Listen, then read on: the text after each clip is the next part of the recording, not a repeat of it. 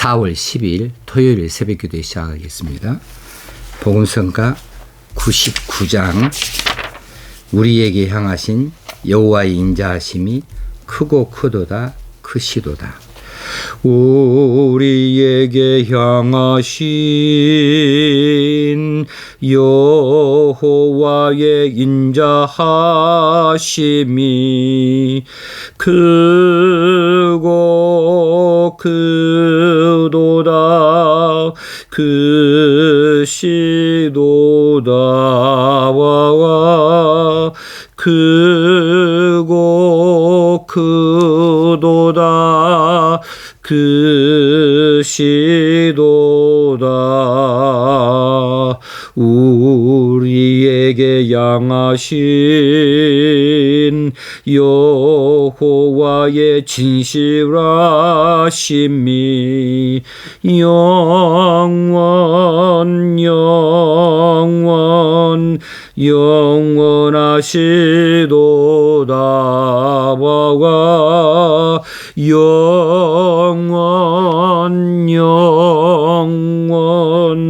영원하시도다. 오늘 룻기서를 전체를 한번 마지막으로 살펴봄으로 룻기서를 마치려고 이렇게 합니다. 룻기서 2장 1절에서부터 7절까지 말씀 한번 살피고 1장부터 4장까지 전체를 한번 살피는 시간 갖겠습니다. 나오미의 남편 엘리멜렉의 친족으로 유력한 자가 있으니 그의 이름은 보아스더라. 모압 여인 룻이 나오미에게 이르되 원하건대 내가 밭으로 가서 내가 누구에게 은혜를 입으면 그를 따라서 이삭을 줍겠나이다 하니 나오미가 그에게 이르되 내 따라 갈지어다 하매 룻이 가서 베는 자를 따라 밭에서 이삭을 줍는데 우연히 엘리멜렉의 친족 보아스에게 속한 밭에 이르렀더라. 마침 보아스가 베들레헴에서부터 와서 베는 자들에게 이르되 여호와께서 너희와 함께 하시기를 원하노라 하니 그들이 대답하되 여호와께서 당신에게 복 주시기를 원하나이다 하니라.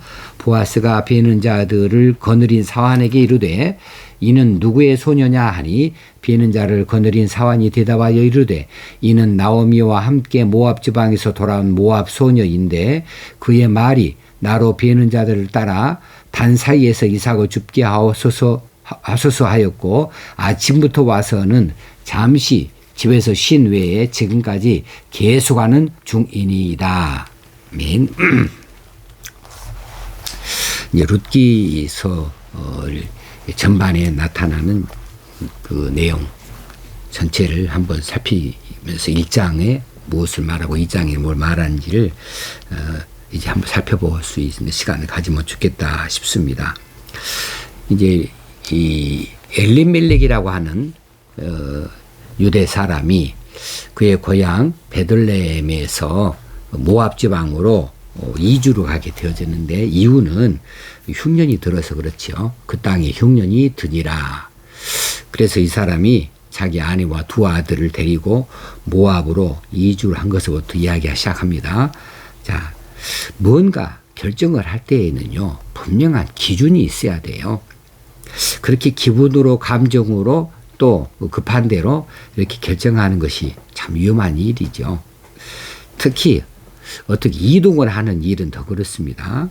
옮겨가는 일, 이사도 그렇고 또 뭐 직장도 그렇고 뭘 옮기는 일은 그렇죠. 이것을 보고 잘못된 도전이다 이렇게 이름을 붙여볼 수 있겠습니다. 모압으로 이주한 엘리멜렉은 지금 잘못된 결정을 했고 잘못된 도전을 갖고 있습니다. 잠시의 흉년을 견디지 못했어요. 그리고 그냥 거기 자기 고향을 떠나버리고 맙니다. 엘리멜렉이라고 하면 이름의 뜻이 하나님은 나의 왕이시다는 뜻이에요. 이름만 그렇게 하나님은 나의 왕이시다고 지어놓으면 뭐예요? 스스로 하나님은 왕이시다고 고백할 수 있어야 되죠.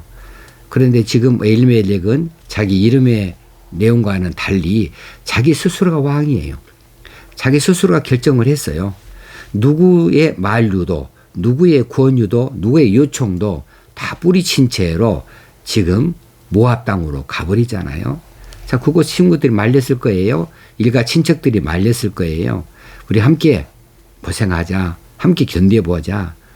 있는 거 나눠 먹더라도 여기서 우리가 같이 고생을 하자 했을 터인데 모압 땅, 이방인의 땅, 미신을 섬기는 우상을 섬기는 땅, 이 땅으로 그렇게 쉽게 가버렸다. 이것은 잘못된 도전이지요. 여기에서 우리는 지금 우리에게 있는 어떤 흉년이 무엇인가? 여러분의 흉년을 극복할 수 있기를 바랍니다. 뭐 불편한 거 있습니까? 좀 괴로운 거 있습니까? 이거 흉년이에요. 많이 있으면 좋은데 없어요. 물질도 그러고 건강도 그러고 인간관계도 그렇고 사랑도 그렇고 여러 가지 우리에게 있으면 좋은데 없어요. 없어서 너무 힘들어요. 그런데 그럴 때에 잘못된 결정을 해서는 안 된다는 겁니다. 쉽게 뭔가를 바꾸어서는 안 되고 옮겨서는 안 된다는 거예요. 자, 이 위기 때에 우리가 첫 번째 생각해야 될 것은 당황해서는 안 됩니다. 당황해서는 좋은 결정이 안 나와요. 두 번째는 조급해서도 안 돼요.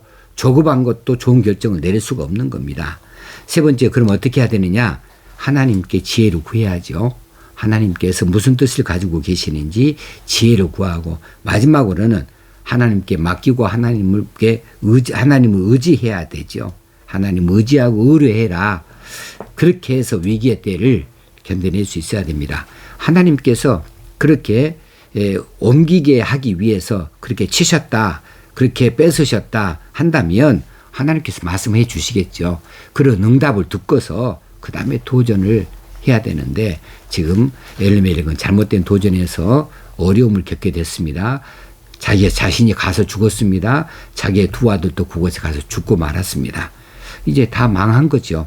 자, 두 번째로 보고자 하는 것은 이렇게 엘리멜렉이 죽고 난 다음에 나오미가 이제 두 며느리만 데리고 있는데 소문을 들었습니다. 여호와께서 자기 백성을 돌보시사 그들에게 양식을 주셨다 하는 소문을 들었습니다. 이것은 지금 그 베들레헴의 지역에 풍년이 들었다는 소문이겠죠.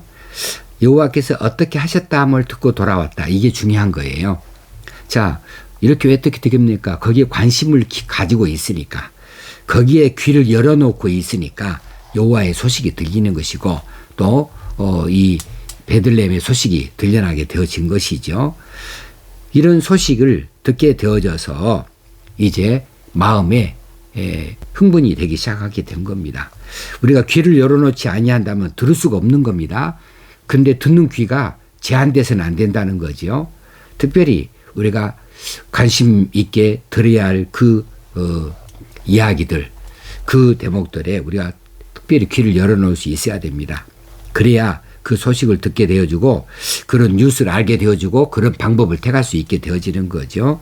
귀를 열어놓고 있었기 때문에 나오미는 돌아올 결심을 할 수 있었습니다. 나오미는 듣기만 한 자가 아니었고 실행하는 자가 되었어요. 그곳을 떠나게 되었습니다.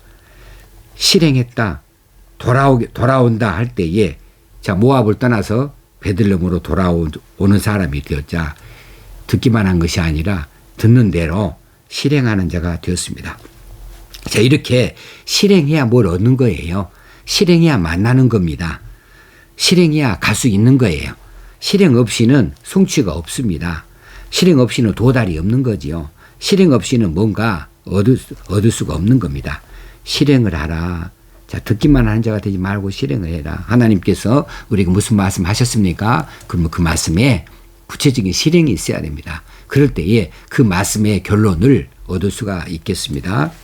세 번째는 이제 모압을 떠나서 베들레헴으로 오는데 나오미 혼자 오는 게 아니죠. 나오미와 두 며느리가 이제 나서게 되는데 한 며느리는 이제 자기 어머니에게 친정 어머니에 돌아갔고 나오미는 룻이라고 하는 모압 이 며느리를 데리고 이제 베들레헴으로 돌아오게 되어졌습니다.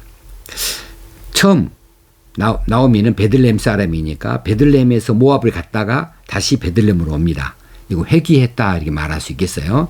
그런데 룻은 아니에요. 룻은 모압 여인입니다. 베들레헴 첫 초행길이에요. 모압 이방인의 땅, 미신의 땅, 우상의 땅에서 이제 여호와의 약속의 땅으로 돌아오게 되어졌습니다. 자, 여기서 물어볼 것이 있지요. 자, 여러분은 모압으로 가는 사람입니까? 아니면 모압에 머물러 있는 사람입니까? 모압에서 나오는 사람입니까? 어느 편에 해당합니까? 이 대목이 굉장히 중요한 것이지요. 자, 베들레헴 떠나서 모압으로 가는 사람도 있고요. 어떤 사람은 모압에서 결코 움직이지 않냐고 거기서 버티는 사람도 있고요. 근데 모압에서 나와서 베들레헴으로 오는 사람도 있어요. 어느 쪽에 해당하는가?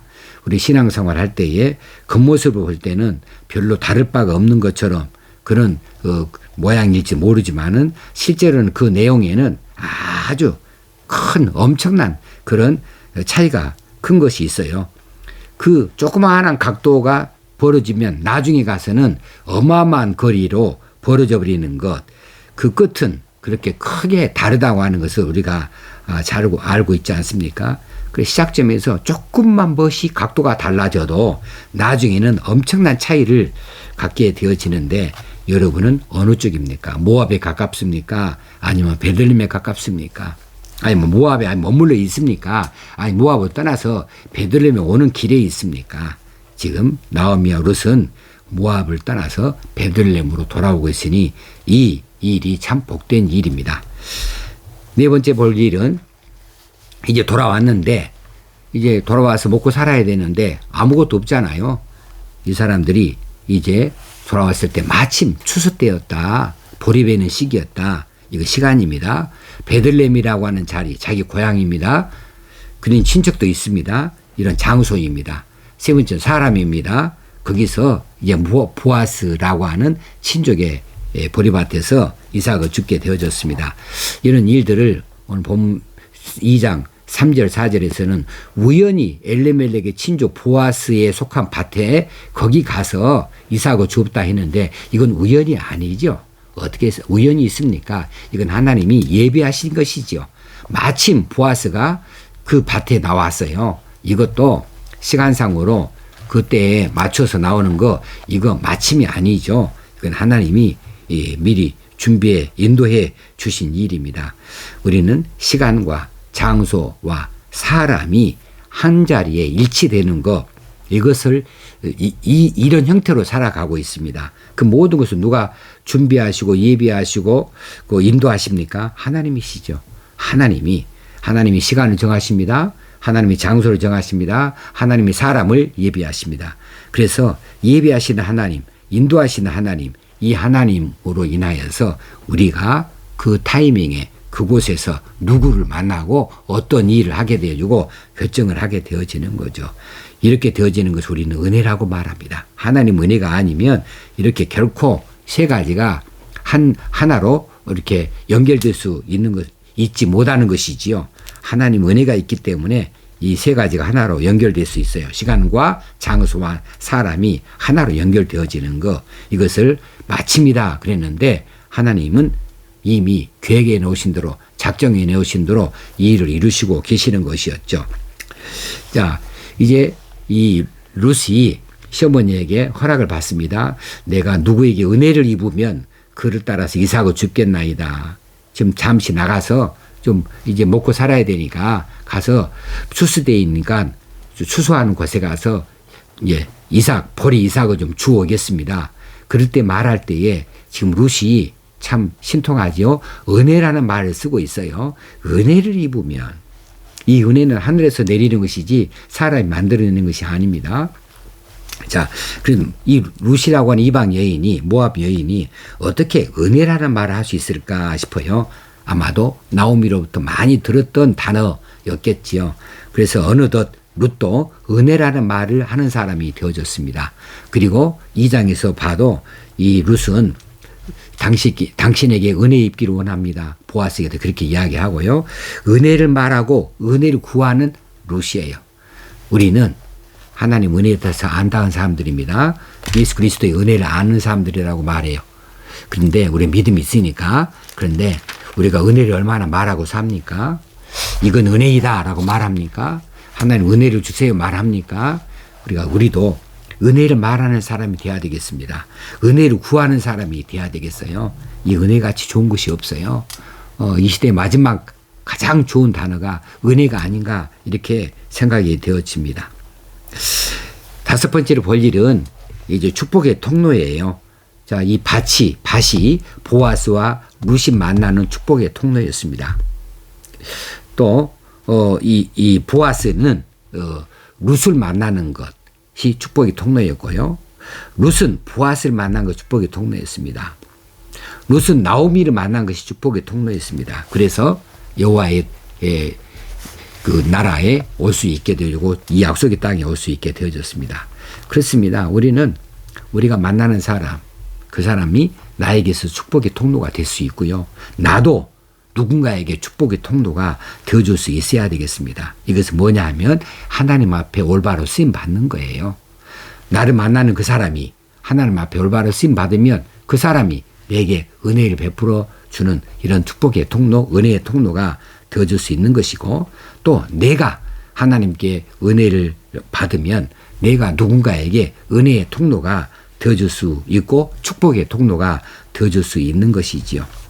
그래서 이 룻은 이 보아스에게, 보아스는 이 룻에게 자기 나라 땅을 떠나서 이제 그 낯선 나라로 온 이스라엘의 하나님 여호와께서 그의 날개 아래에 보호를 받으러 온 네게 온전한 상 주시기를 원하노라 하는지라 2장 12절에서 그렇게 말해요.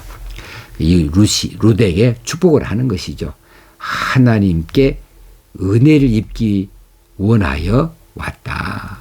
이런 룻에게 하나님께서 복을 주시기를 이렇게 축복해 주고 있습니다.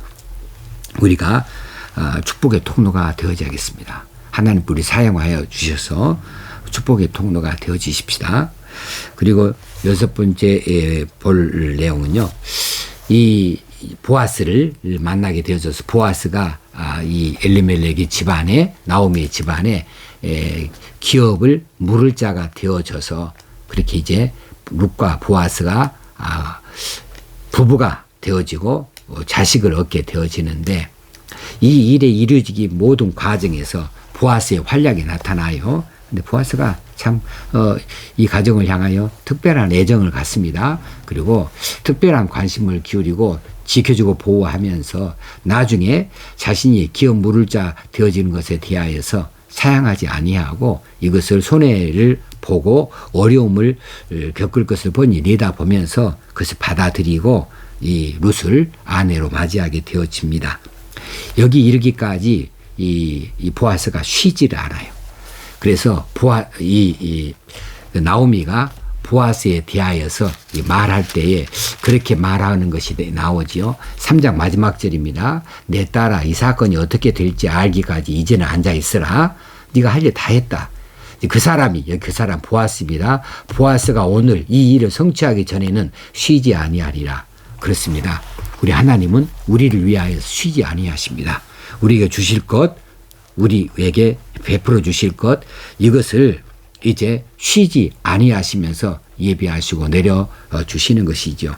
쉬지 아니하시는 하나님, 이 하나님을 신뢰하십시다. 하나님은 무엇이든지 우리에게 주시기를 기뻐하시고 무엇이든 예비해 놓고 계시고 우리가 하나님의 마음이 합한 자가 되어지기를 그렇게 고대하고 계십니다. 우리가 은혜를 사모하고 하나님께 손을 내밀고 또 하나님 마음에 합당한 자가 되어지기만 한다면 하나님 예비하신 모든 것들을 얼마든지 얻어낼 수 있을 터인데, 우리가 구하고 청하는 모든 기도의 제목들도 하나님께서 들으시고 그것을 이루시기 위해서 쉬지 아니하실 것이다.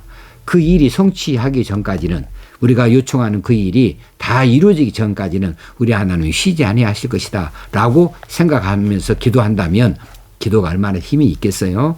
그런 기도를 하실 수 있으면 좋겠다 싶습니다. 그리고 맨 마지막에 4장 마지막 부분에 이제 이 보아스의 아들, 이 룻의 아들 오벳이 나타나는데, 오벳이 이새를 낳고 이새는 다윗에 낳았더라.